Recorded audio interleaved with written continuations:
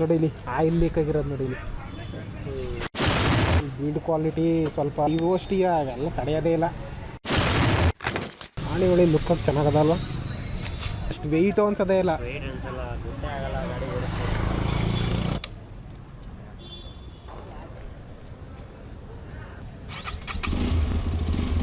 ಬಿದ್ದು ಸೌಂಡು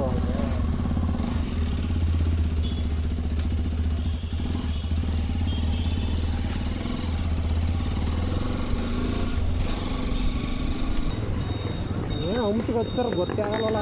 ಫೀಲೇ ಆಗಲ್ಲ ಗುರು, ಗಾಡಿ ಮಾತ್ರ ನೋಡೋಕೆ ದೊಡ್ಡದಷ್ಟೇ, ವೆಯ್ಟ್ ಇಲ್ಲ ಜಾಸ್ತಿ. ಇಲ್ಲೇ ಹಾಕ್ಬಿಟ್ಟು ಮುಂದ್ಗಡೆ ಬನ್ನಿ ಅಂದಿದ್ದು.